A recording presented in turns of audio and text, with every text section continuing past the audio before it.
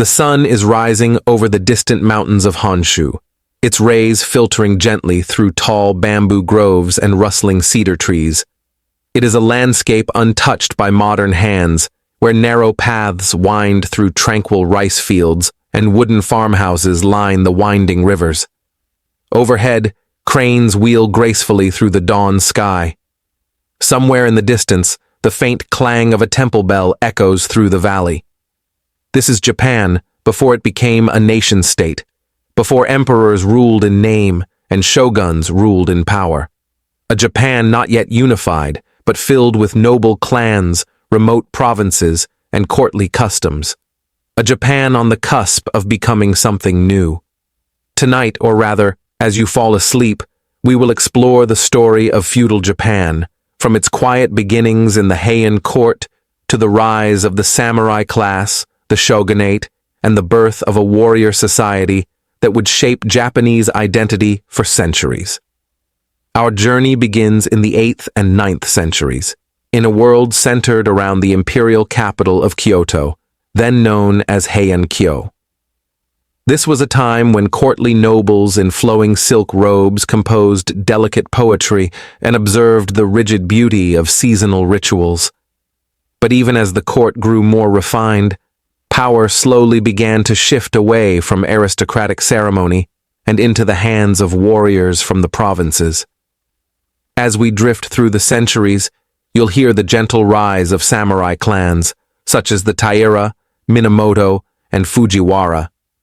You'll come to understand the complex political chessboard that unfolded where loyalty, honor, and lineage shaped destinies more than gold or crown. You'll fall asleep to tales of solemn oaths, hidden fortresses, ink-brushed scrolls, and duels beneath cherry blossoms.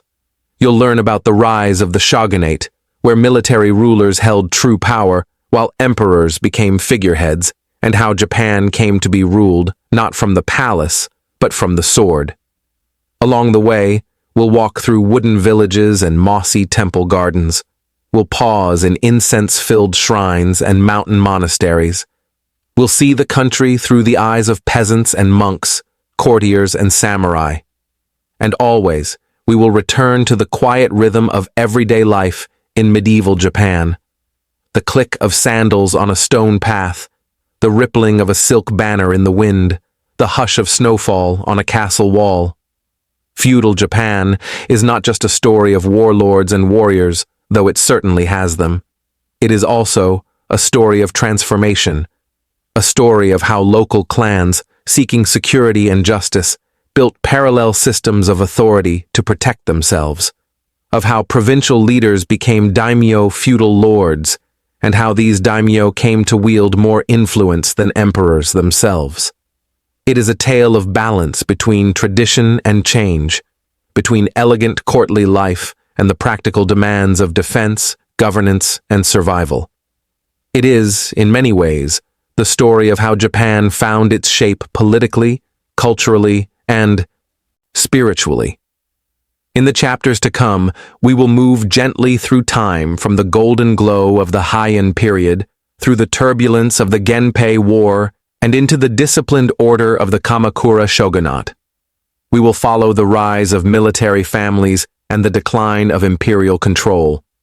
We'll witness shifting alliances, moments of betrayal, and eras of fragile peace. Each chapter has been carefully composed to help you not only understand the events, but to feel their world, the wooden architecture of a feudal manor, the heavy silence before battle, the soft rustling of pine branches above a training ground. This script has been crafted with sleep in mind. That means we will avoid drama, conflict, or tension for its own sake. Instead, we will tell these stories with gentle clarity, weaving rich detail with calm pacing, as if a kindly professor were walking you through a museum exhibit by candlelight. We will explain every historical term when it appears so names like Bushi, Bakufu, and Ronin will never confuse or disturb your rest. We'll help you drift peacefully through dynasties and decades, gently anchoring you in context. And at the end of each chapter, you'll be invited into a reflective pause, a space of quiet wonder where you can gently let go if sleep is calling. So take a slow, deep breath. Let your body rest, your thoughts settle, and your spirit wander. Feudal Japan awaits. Now, let us begin. Let us begin our story in the year 794, in the soft morning light of ancient Japan. A new capital is rising in the hills, Heian-kyo, the capital of peace and tranquility, known today as Kyoto. This marks the start of the Heian period, a golden age of Japanese court culture that lasts from 794 to 1185. The imperial court, under Emperor Kanmu, has moved away from the earlier capital at Nara in search of a fresh beginning both politically and spiritually.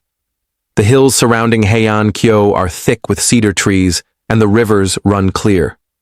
The city's grid-like streets are modeled after the great Tang capital of Chang'an in China. But here the feeling is quieter, more refined, less grand perhaps, but more intimate. As you walk these early streets, the scent of pine and plum blossom drifts through the air. Courtiers pass in ox carts, their garments trailing silk in patterns echoing the seasons. Their world is one of aesthetics and ceremony, a place where every detail matters. How incense is blended, how letters are folded, how poetry is exchanged beneath the moon.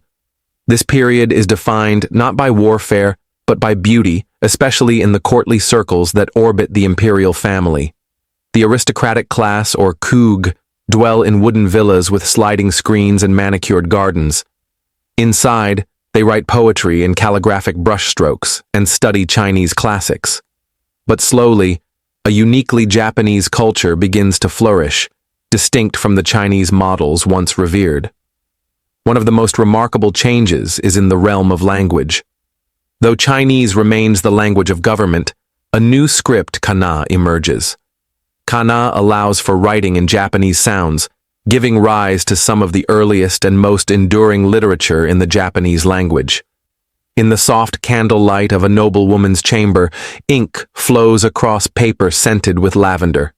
It is here that the world's first psychological novel is born, The Tale of Genji, written by Murasaki Shikibu, a lady-in-waiting at court. Her tale of Prince Genji, his loves, his sorrows, and his shimmering world of fleeting beauty captures the Heian ideal. Mono no aware, the awareness of the transience of things. In the quiet of the night, as lanterns flicker in the hallways of the palace, this philosophy finds its home. But beyond the capital's poetic glow, change is stirring. The imperial court, though elegant, is beginning to fray. Real power increasingly rests not with the emperors themselves, but with powerful clans behind the throne. Chief among them is the Fujiwara family, who master the art of regency, marrying their daughters to emperors and ruling through their grandsons.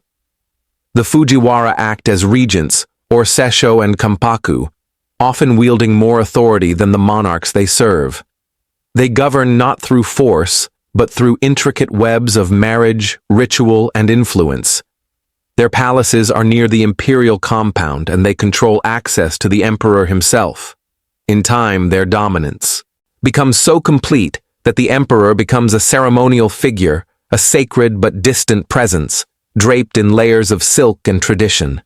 And so, the Heian court drifts. Its power lies in symbolism, in rites and rituals, not in direct control over the land. Far from Kyoto, in the provinces, a different kind of leader is emerging. These are the provincial governors and estate managers, sent from the capital to oversee tax collection and law enforcement. Many are sons of noble families, eager for prestige, but the work is dangerous. Bandits roam the roads, local disputes erupt into skirmishes, and protection must often be secured by hiring men skilled in arms. Thus arises the need for warriors men trained in archery, swordsmanship, and horseback combat. These warriors are known as bushi, or samurai. At first, they are low-ranking retainers, provincial muscle, called upon only when needed. But over generations, they gain land, wealth, and loyalty from local families. In time, they become a class of their own. The court, meanwhile, continues its rituals, largely unaware that real power is shifting. Courtiers debate the placement of flowers and the layering of robes, while Bushi families fortify their estates and train their sons in martial arts. Let us pause now and imagine a quiet manor in the provinces nestled in a valley of mist. A samurai family tends to their fields in the morning, trains with bow and blade by midday, and writes poetry by evening. Their code is not yet formalized, but values of loyalty, endurance, and duty are already strong. This contrast between the refined world of Kyoto and the rising discipline of the warrior class sets the stage for everything to come. Back in the capital, Buddhism continues to flourish. Temples dot the landscape, and monks chant sutras in mountain retreats. But here, too, change is underway. A new sect, known as Pure Land Buddhism, begins to spread promising salvation through simple devotion, not complex ritual. It is a message that resonates with both the common people and the rising warrior class. As we drift toward the late 11th century, the Fujiwara hold on power begins to weaken. Rival clans grow more assertive. The imperial court, increasingly bankrupt and politically divided, becomes more of a symbol than a center of governance. Into this vacuum step two powerful families, the Taira and the Minamoto. Both claim noble ancestry and maintain large retinues of warriors. Both have risen through provincial command and court favor. And both are now poised to clash not just for influence at court, but for the very heart of Japan. As we close this chapter, let us reflect on the world of the Heian period, a world where poetry floated on the wind, but storm clouds gathered beyond the horizon. A time of refinement, beauty, and ceremony slowly giving way to a world of armor, battle standards, and disciplined strength. The court has played its part. The poets have sung. But now, the warriors are awakening. Let sleep carry you forward. As the lantern light dims over Heian-kyo, the soft rustling of robes fades, and a new sound begins to echo through Japan's wooded valleys, the hoofbeats of horses, and the clatter of arms. The age of courtiers is slowly giving way to the age of the samurai. It is the late 11th century. The Fujiwara, once dominant regents of the court, have lost their grip. Emperors begin to reassert some authority, while powerful provincial families grow ever more bold. Most prominent among these are the Taira and Minamoto clans, both descended from imperial bloodlines, but raised in the rough terrain of Japan's provinces. These families, battle-tested and disciplined, begin to amass private armies loyal not to the throne, but to their own lineage. Let us pause in a mountain province to witness the life of a rising samurai. The morning mists cling to pine-covered slopes as young men practice kyudo, the way of the bow, their movements fluid, their minds focused. In the afternoons, they study poetry and Confucian ethics. Honor, discipline, and filial piety are their guiding stars. Their world is one of vigilance and purpose, far removed from the courtly distractions of Kyoto. By the mid-12th century, Japan is no longer governed by delicate ceremony, but by a balancing act between the faltering court and the ambitions of military clans. In 1156, a pivotal event known as the Hogan Rebellion erupts, a brief civil war sparked by a dispute over imperial succession. Both the Taira and Minamoto fight in the conflict, but it is the Taira, led by the brilliant and charismatic Taira no Kiyomori, who emerge victorious. Kiyomori rises swiftly. A master of political maneuvering, he gains appointments, titles, and even marries his daughter into the imperial family. By the 1160s, Kiyomori becomes Daijo Daijin, or Grand Minister of State, a samurai now presiding over the highest office of government. For the first time in Japanese history, a military clan holds true power in the capital. But with power comes resentment. Kiyomori's rule, though impressive, is heavy-handed. He enriches his family and allies, but excludes rivals. The Minamoto, humiliated and exiled, begin to rebuild their strength quietly in the eastern provinces. There, under the leadership of Minamoto no Yoritomo, they gather support among dissatisfied warriors and local landowners. Yoritomo, exiled as a child, grows into a thoughtful and calculating leader. From his base in Kamakura, far from Kyoto's influence, he constructs alliances not through court ritual, but through warrior loyalty. His followers are promised land, protection, and autonomy, the foundations of what will become feudalism in Japan. In 1180, a new spark ignites the long-smoldering feud. Emperor Go-Shirakawa, seeking to curb Taira dominance, supports the claim of a young prince against Kiyomori's grandson.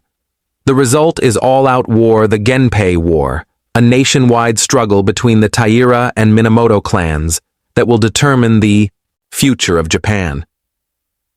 Let us drift through this conflict with gentleness, as though watching distant lanterns flicker across a darkened plain. The war lasts for 5 years, from 1180 to 1185. Battles rage across mountains, rivers, and coastlines.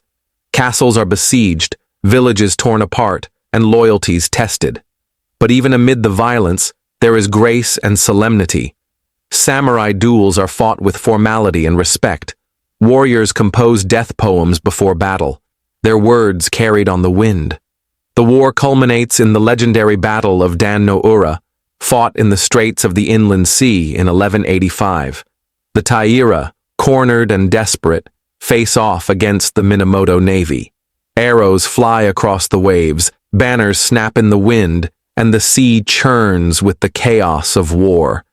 As defeat becomes inevitable, the Taira take a final, tragic act. The young Emperor Antoku, only 6 years old and carried into battle, is drowned by his grandmother, rather than fall into enemy hands. With him, the imperial regalia sword, mirror, and jewel are cast into the sea. Only 2 of the 3 are later recovered. With the fall of the Taira, the Minamoto emerge victorious. Yoritomo does not march to Kyoto in conquest. Instead, he remains in Kamakura, a deliberate choice. He does not wish to rule through the court, but alongside it, with a new kind of authority. In 1292, he receives the title of Sei Taishogun, or Barbarian Subduing Generalissimo, a ceremonial title previously given to frontier commanders, now reimagined as the cornerstone of a new system, the shogunate. Yoritomo establishes what is called the Bakufu, or tent government. It is a military regime, headquartered not in palaces, but in encampments and strongholds.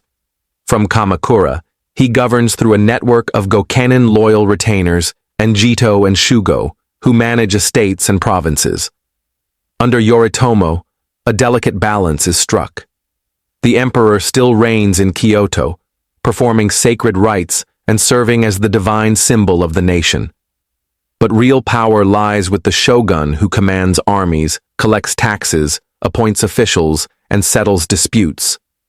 This arrangement is the essence of feudal Japan, a dual system where ceremonial and spiritual authority remains with the throne, but military and administrative power belongs to the shogunate. As we pause here, let us reflect on this moment of transition. The courtly age has faded. The world of sliding screens, moonlit poetry, and quiet ritual has given way to a more disciplined hierarchical order.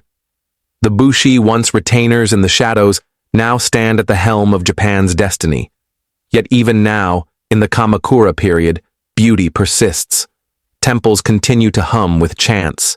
Poets still write in the margins of scrolls.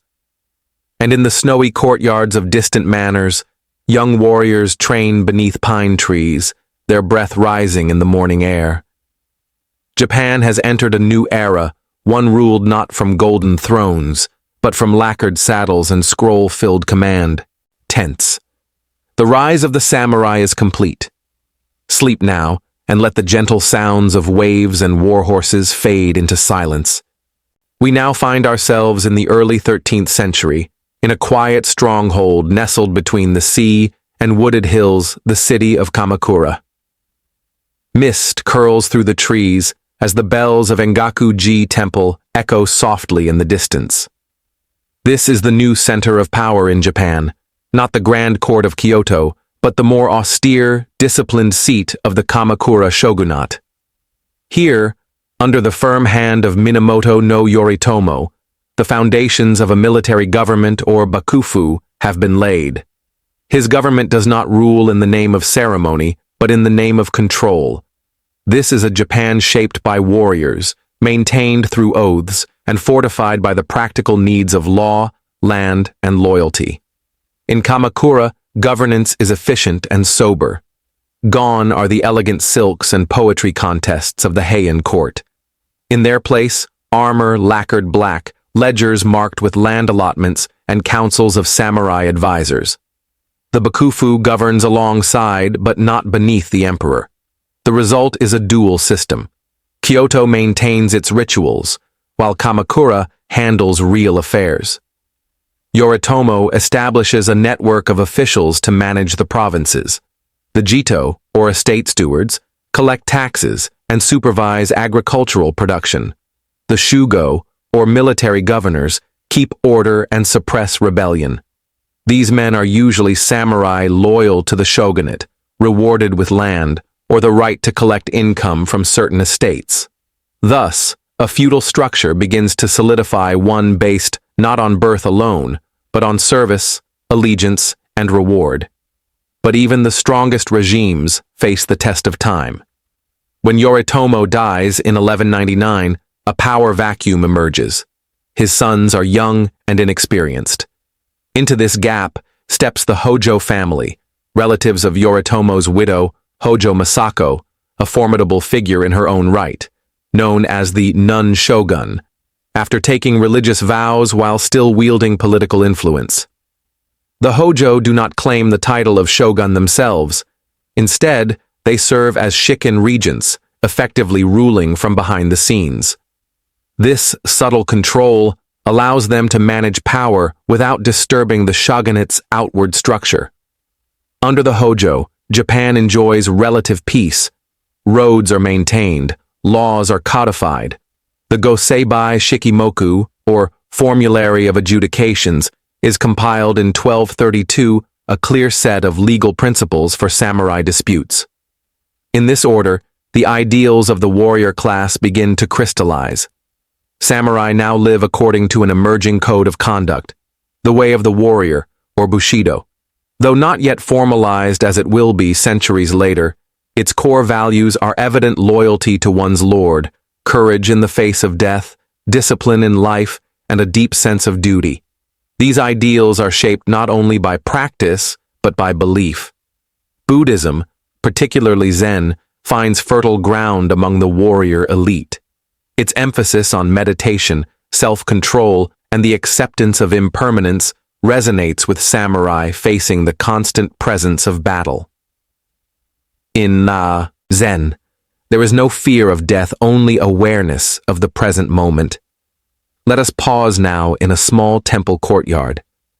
A lone warrior kneels before a rock garden, watching the raked gravel lines mimic the movement of water. His sword lies beside him, polished but unused. The scent of incense drifts through the air. This quiet, this stillness, is the heart of the samurai mind. Yet even in this calm, threats emerge. In the late 13th century, Japan faces its greatest external challenge, the looming threat of Mongol invasion. Across the sea, the vast empire of Kublai Khan, grandson of Genghis Khan, has conquered Korea and now sets his sights on Japan. In 1274, Mongol forces launch their first assault. Their ships, hundreds of them, land on the shores of Kyushu. The Japanese, unaccustomed to this scale of invasion, fight fiercely but face unfamiliar tactics, exploding arrows, massed infantry, and coordinated formations. But then, a storm strikes. A sudden typhoon known later as the kamikaze, or divine wind, scatters the Mongol fleet and forces a retreat. It is seen as a miracle, a sign of Japan's spiritual protection. 7 years later, in 1281, the Mongols try again. this time with even greater force, a fleet of over 4,000 ships and 140,000 soldiers, the largest naval invasion in history up to that point. For months, the Japanese resist on the beaches of Kyushu, and once again, nature intervenes. Another typhoon strikes, devastating the Mongol fleet and preserving Japan's independence. These invasions leave a deep imprint on the Japanese psyche. The term kamikaze will echo through history as both divine deliverance and national identity. But the costs are immense. The Hojo regime, though triumphant, cannot reward its samurai, for there is no conquered land to distribute. Dissatisfaction grows among the warrior class. Financial strain and political discontent begin to simmer. In the early 14th century, the imperial court stirs once more. Emperor Go-Daigo, bold and ambitious, seeks to overthrow the shogunate and restore imperial rule. His attempt, though initially successful in 1333, is short-lived. Warrior support splinters. Soon, Ashikaga Takauji, a general once loyal to the emperor, turns against him and seizes control. This marks the fall of the Kamakura shogunate and the beginning of a new era. But before we leave Kamakura behind, let us reflect. The Kamakura period gave Japan its first military government, its first taste of centralized warrior rule. It saw the rise of the samurai not merely as soldiers, but as governors, lawmen, and stewards of a new society. It forged a feudal order grounded in service and sealed by oaths. It was an era of armored realism, less poetic than Heian, but deeply stable. An era where the sword replaced the fan and stone paths replaced silken halls. Yet in its temples and schools, a quiet culture still blossomed of discipline, devotion, and enduring calm. As we drift onward, the shadows of civil conflict gather again. But for now, let the bells of Kamakura ring softly through the pine forests. Sleep, and let your thoughts settle like snow upon temple eaves. The year is 1336. The shogunate has returned, but it is no longer centered in Kamakura, nor is it guided by the firm hand of a Minamoto. Instead, power now lies with the Ashikaga clan, and a new age begins in the shadowed corridors of a deeply divided Japan. Let us walk through the misty streets of Muromachi, a district of Kyoto, where the new military government makes its home. Though closer to the imperial court than Kamakura ever was, the Ashikaga shogunate rules in uneasy proximity to tradition. The imperial palace still performs its sacred rites, yet the Ashikaga shoguns command the loyalty of warriors and the means of administration. At the helm is Ashikaga Takauji, the man who betrayed Emperor Go-Daigo and seized power during the collapse of the Kamakura regime. Though he claims the title of shogun, his grasp on authority is fragile from the start. Japan is fractured. The court itself has split in two. The northern court, supported by the Ashikaga and based in Kyoto. The southern court, led by Emperor Go-Daigo and his heirs in Yoshino, south of the capital. This dual monarchy, known as the Nanboku-cho period, lasts from 1336 to 1392, a time of rival emperors, contested legitimacy, and intermittent warfare. While the conflict eventually ends with the northern court's dominance, the damage to the prestige of the imperial institution is lasting. Unity, once symbolized by the emperor, is now compromised. Meanwhile, the Ashikaga shogunate struggles to assert centralized control. The samurai class, once united by a shared loyalty to Kamakura, now acts with increasing independence. Daimyo powerful regional lords grow stronger, ruling their domains like miniature kingdoms. They raise armies, build castles, and collect taxes. Some acknowledge the shogun in name, but in practice, they are sovereigns in their own right. Still, the Ashikaga court is not without beauty. In fact, the Muromachi period becomes a cultural high point in medieval Japan. The shoguns, especially Ashikaga Yoshimitsu, who rules from 1368 to 1394, are great patrons of the arts. Let us step into the gardens of Yoshimitsu's Kinkakuji, the Golden Pavilion. Its upper stories shimmer in sunlight, wrapped in gold leaf, reflecting upon a still pond. Cranes glide over the water. Nearby, monks tend to a Zen garden of rocks and raked gravel. It is a place of balance between simplicity and splendor. During this time, no theater is refined, its slow, stylized movements and haunting flute melodies echoing the deeper currents of Japanese aesthetics. Ink painting, influenced by Chinese techniques, becomes a meditative art.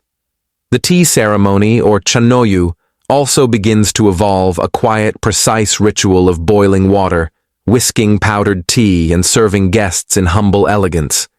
But while the arts flourish in Kyoto, the provinces descend into uncertainty. The Ashikaga shogunate never achieves the military dominance of its predecessor. Its power is often negotiated, its authority contested. The shogunate must constantly balance factions and manage the ambitions of daimyo, who grow bolder by the year. By the mid-15th century, tensions boil over into the devastating Onin War, 1467 to 1477.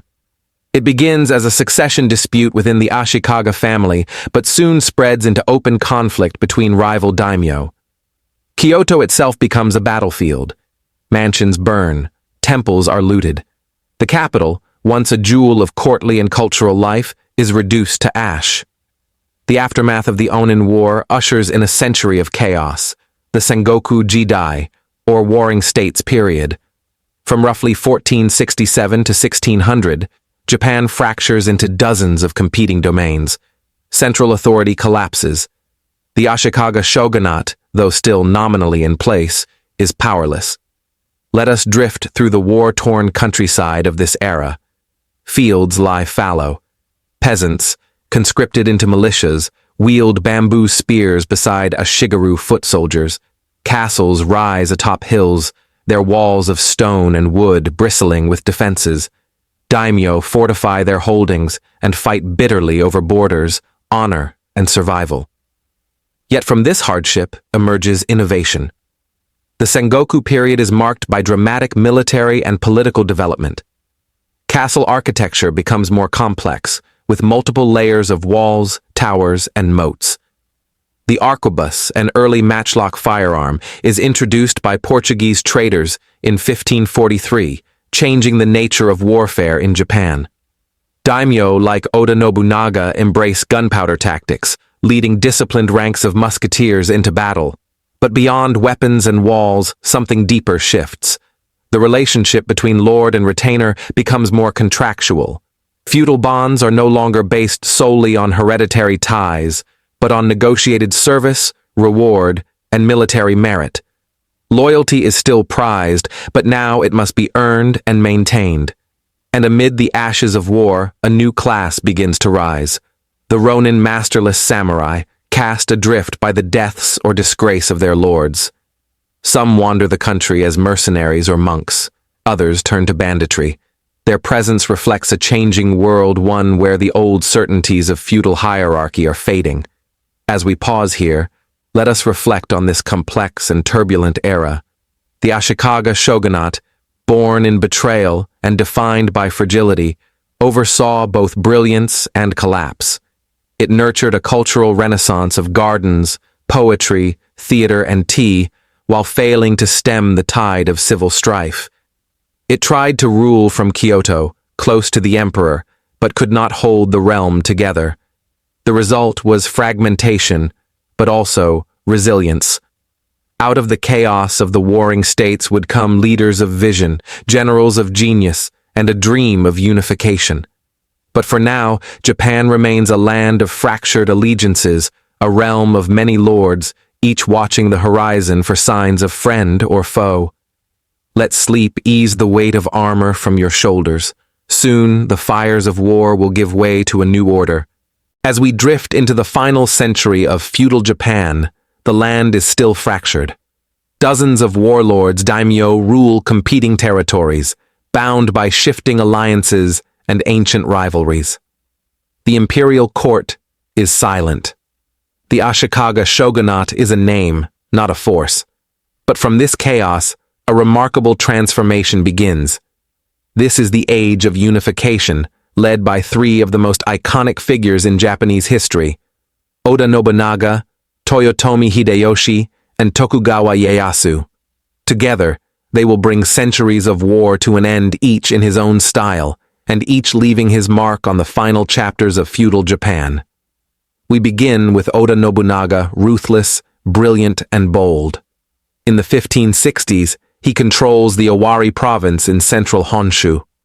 Unlike many daimyo, he sees the potential of firearms. After the arrival of Portuguese traders, Nobunaga adopts matchlock guns, training ranks of Ashigaru foot soldiers in disciplined volleys.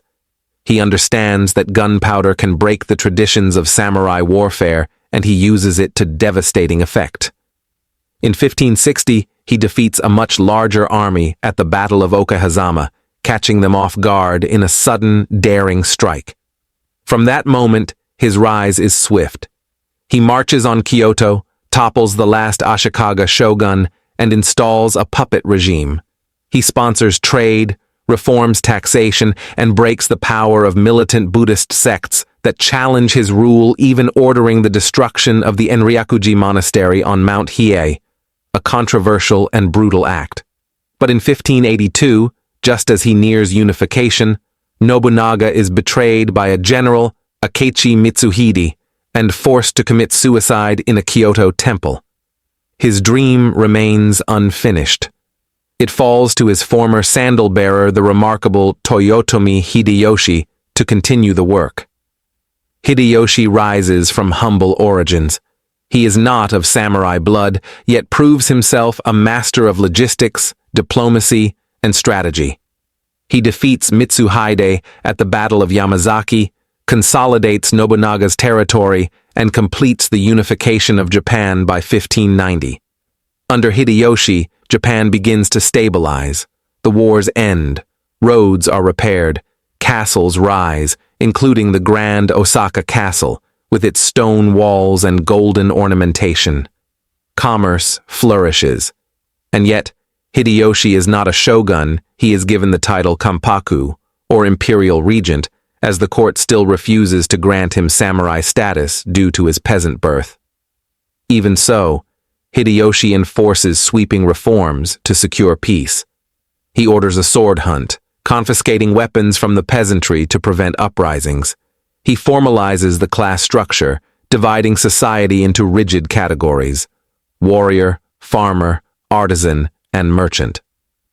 One may not change their status. Samurai are forbidden from farming. Peasants are forbidden from carrying swords. These laws form the final scaffolding of feudal Japan, a system built on order, status, and duty. The walls of society harden, and with them, the peace is preserved. Yet Hideyoshi's ambitions go beyond Japan. In the 1590s, he launches 2 invasions of Korea, intending to eventually conquer China. These campaigns are brutal and costly. Though initial gains are made, Korean resistance, Chinese intervention, and disease take their toll. The invasions fail, and Hideyoshi dies in 1598, leaving behind a young son too weak to rule. Power again shifts. The final chapter begins. From the ranks of Nobunaga's old allies, one man emerges with both vision and patience: Tokugawa Ieyasu. Cautious, calculating, and deeply respected, he had been quietly gathering power from his base in Edo, the future Tokyo. In 1600, at the Battle of Sekigahara, Tokugawa defeats rival forces in a decisive and thunderous engagement. The plains echo with the march of 160,000 soldiers. Betrayals, hidden pacts, and timely maneuvers shape the outcome. By dusk, Ieyasu stands victorious. 3 years later, in 1603, he is granted the title of Sei-ai Taishogun, and the Tokugawa shogunate begins. Let us now pause in the city of Edo. A fortress rises beside the Sumida River, with white stone walls and cherry trees blooming along the moat. The streets are orderly, the houses clean. Rice flows in from the countryside. Artisans fill the markets. and samurai, now administrators and city officials, maintain a rigid but peaceful order. Under Tokugawa rule, Japan enters the Edo period, a time of unprecedented peace and isolation. Though this technically lies outside the classical feudal period, it is the direct result, the final flowering of feudal Japan. Tokugawa Ieyasu solidifies the feudal system through policy and architecture alike. Daimyo are ordered to maintain a residence in Edo and spend alternating years there in service a system called Sankin Kotai. Their families remain in Edo year-round, effectively as hostages. This policy keeps them loyal and prevents rebellion. Social hierarchy is further formalized. Samurai serve as bureaucrats and retainers. Peasants grow rice and pay the taxes. Artisans craft swords, tools, and daily necessities. Merchants, though often wealthy, are considered the lowest class. Beneath this stillness, culture flourishes. Haiku poetry blossoms under Matsuo Basho. The tea ceremony reaches new heights of refinement. Woodblock prints ukiyo-e depict elegant courtesans, kabuki actors, and scenic landscapes in vivid color. And all the while, Japan begins to close its doors to the world. In 1639, the Sakoku policy of national isolation is enacted. Foreign missionaries are expelled. Trade is limited to specific ports, mostly under tight supervision. Japan becomes an island unto itself, preserved, stable, and introspective. Yet feudalism remains woven into every layer of life. Lords still govern their domains, samurai still bear swords, villages still report to their local retainers, but violence is gone. War has vanished. For 2 centuries, Japan will remain at peace. As we reach the end of this chapter, let us reflect on what has come to pass. From Heian court poetry to Genpei warriors, from Kamakura councils to Ashikaga gardens, from burning castles to the quiet streets of Edo, feudal Japan has journeyed through beauty, conflict, and discipline. Unification did not erase the past. It crystallized it. The samurai became not just warriors, but guardians of order. The daimyo became servants of peace. And the people in their fields, workshops, and tea houses carried on beneath the layered structure that had evolved over centuries. As we drift into stillness, imagine a lantern-lit path beneath a torii gate, the scent of pine, the rustle of silk, and the echo of sandals on a stone bridge. This is the twilight of feudal Japan, its final and most graceful hour. As we gently step out of the long shadow of feudal Japan, the echoes of that bygone world linger all around us, not only in museums and ancient castles, but in poetry, cinema, gardens, martial arts, and even the soft cadence of a flute in the still of night. The legacy of feudal Japan is alive, not as a set of dusty records, but as a tapestry of ideas, ideals, and images that continue to resonate in the modern imagination. What is it about this distant era that captures our collective curiosity, our longing, even for something more poetic, more disciplined, more refined? It begins perhaps with the figure of the samurai, austere, loyal, and governed by Bushido, the way of the warrior. This code, formalized during the Edo period but rooted in earlier centuries, emphasized honor, duty, restraint, and self-sacrifice. The samurai became more than a military class. They evolved into symbols of stoic virtue. Their ethos, refined over centuries, would later be romanticized by novelists, playwrights, and philosophers not only in Japan, but around the world. Writers like Nitobe Inazo, in his famous book, Bushido, The Soul of Japan, 1900, brought the ethics of the samurai to Western readers, likening it to chivalry and portraying it as a spiritual tradition rooted in sincerity, justice, and inner discipline. In modern Japan, the values associated with the samurai found new life in unexpected places. During the Meiji Restoration, when the feudal order was formally dismantled in the late 19th century, many former samurai found roles in administration, education, or military service. Others became poets, thinkers, or reformers, their sense of discipline transmuted into civic duty and national identity. Beyond ethics, the aesthetic legacy of feudal Japan remains deeply influential. Consider the quiet grace of a Zen garden, raked gravel, stone lanterns, moss-covered rocks. These are not merely landscaping features, they are visual poems, echoes of the Zen Buddhism that so deeply shaped the samurai mind. Simplicity, transience, and emptiness wabi-sabi define this aesthetic. In the rhythms of a tea ceremony or the soft rustle of a kimono, we glimpse a world-view attuned to silence and subtleties.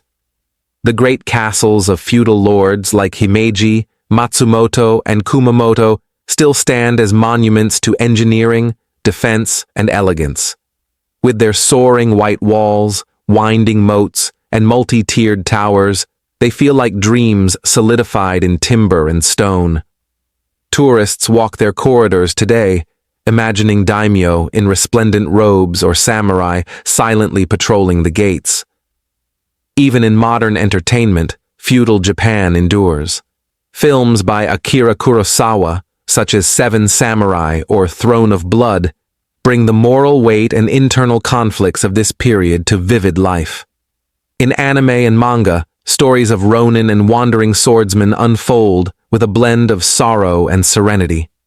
Video games like Ghost of Tsushima or Sekiro immerse players in a stylized, romantic vision of this world, one where cherry blossoms fall on quiet fields and honor is measured in silence.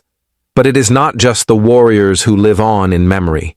The villagers, too, those who toiled beneath the mountain temples, tended rice fields beneath the gaze of distant lords, are remembered in festivals, in folklore, in seasonal rituals passed down for generations.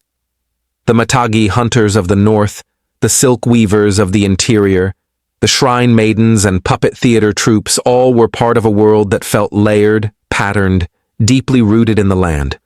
Perhaps this is why the world of feudal Japan still resonates. It was not simply a political system or a military structure, but a way of seeing a rhythm of life that moved in accordance with nature, duty, season, and spirit. In a world of rapid change and unrelenting noise, there is something calming in the image of a samurai sitting in meditation before dawn, or a village elder offering rice wine to the shrine before the harvest. Of course, we must not romanticize too deeply. Feudal Japan was also a world of inequality, of rigid social stratification, and of repression. The caste system was unforgiving. The rule of the daimyo, though sometimes just, was often harsh. Rebellions like those led by peasants or persecuted Christians were put down with force. Women's roles were largely restricted, and the costs of war fell heaviest on those far from the battlefield. Yet even in these darker currents, we find echoes of resilience. The haiku of Chioni, the Zen meditations of Ryokan, the silent prayers of a farmer looking out over a flooded paddy, all remind us that within feudal Japan lived a quiet, enduring humanity. And so, as we come to the end of this long journey, let us take one final breath in that world. The mist settles on the wooded hills of Yamashiro province. A temple bell tolls in the distance. A samurai sheathes his sword beneath a plum tree. In a nearby house, a mother lights a paper lantern, illuminating the face of her sleeping child. The night deepens, and with it, the memory of 1,000 years. The story of feudal Japan from courtly Kyoto to the war-torn plains, from tea scrolls to steel blades, from the elegance of the Heian courtiers to the final unification under Tokugawa, is one of contrast and continuity. A land of poetry and precision, of battle and beauty, of fleeting cherry blossoms and enduring stone lanterns. As you drift now into peaceful sleep, may the echoes of this ancient world follow you like the hush of falling petals, gentle, timeless, and serene.